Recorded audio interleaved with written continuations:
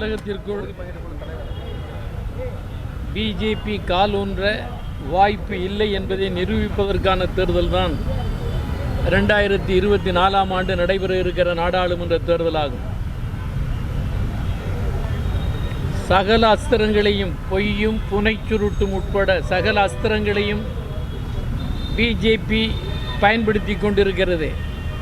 இவற்றிற்கு தீர்வளிப்பதற்கு சாரதியாக நின்றிருப்பது திராவிட முன்னேற்றக் கழகம். அதனுடைய தலைமையில் அமைந்துள்ள மதச்சார்பற்ற முற்போக்கு கூட்டணி சர்வ நிச்சயமாக 24 தேர்தலில் பிஜேபி அது சார்ந்த அணிகளும் முற்றாக வேறறுக்கப்படும். அதில் உறுதியான நம்பிக்கை இந்திய கம்யூனிஸ்ட் கட்சிக்கு உண்டு. நிறைவாக 3வது கட்டமாக இப்பொழுது நாங்கள் பேச்சுவார்த்தை நடத்தினோம். நிறைவான கட்டத்தை நெருங்கியுள்ள நிலையில் மாண்பு முதலமைச்சர் அவர்களின் பிறந்த நாள் கொண்டாட்டங்கள் முடிந்தவுடன் எல்லாம் நல்லபடி நடக்கும். நன்றி, வணக்கம். கூடுதல் தொகுதி கேட்டிருந்தோம், தொகுதிகள் கூடுதலாக கேட்டிருந்தோம், ஓகே ஆயிடுச்சா?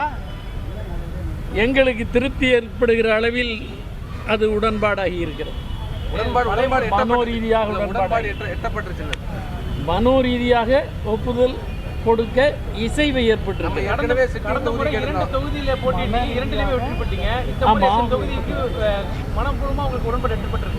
இப்போ 2 நாளில் உங்களுக்கு தெரியும். சிட்டிங் தொகுதி கேட்டிருக்கிறோம், சிட்டிங் தொகுதி 2ஐயும் கேட்டிருக்கிறோம். இப்போ தொகுதிகளை அறிவிக்கின்ற நிலையை அடையவில்லை. இல்லை, மற்ற கட்சிகளோட பேச்சுவார்த்தை நடத்த வேண்டியிருக்கா? அதுக்காக உங்களை தாமதப்படுத்துகிறாங்களா? அப்படியெல்லாம் நாம அனுமானித்து ஒரு கருத்தை வெளியிட முடியாது.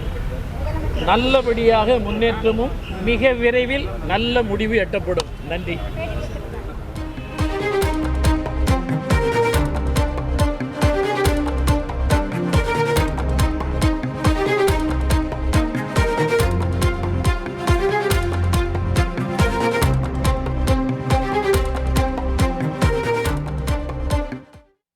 திமுக கூட்டணியில் இந்திய கம்யூனிஸ்ட் கட்சிக்கு 2 தொகுதிகள் ஒதுக்கீடு என தகவல் ஒன்று கிடைத்திருக்கிறது. இது பற்றிய மேலும் விவரங்களை செய்தியாளர் ரமேஷ்குமார் வழங்கியிருக்கலாம். வணக்கம் ரமேஷ். திமுக கூட்டணியில் இந்திய கம்யூனிஸ்ட் கட்சிக்கு 2 தொகுதிகள் ஒதுக்கப்படும் எனில் எந்த 2 தொகுதி அவர்களுக்கு வழங்கப்படக்கூடும்? வணக்கம். திமுக கூட்டணியில் இந்திய கம்யூனிஸ்ட் கட்சிக்கு 2 தொகுதிகள் ஒதுக்கப்பட்டிருப்பதாக தகவல் வெளியாகி இருக்கிறது.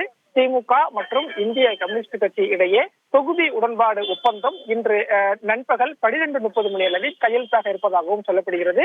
நண்பகல் 12:30 மணி அளவில் திமுகவின் தலைமை அலுவலகமான அண்ணா அறிவாலயத்திற்கு இந்திய கம்யூனிஸ்ட் கட்சியின் பேச்சுவார்த்தை குழுவினர் மீண்டும் வர இருக்கிறார்கள். அப்போது ஒப்பந்தம் கையெழுத்தாகும் என்றும் தகவல் வெளியாகி இருக்கிறது.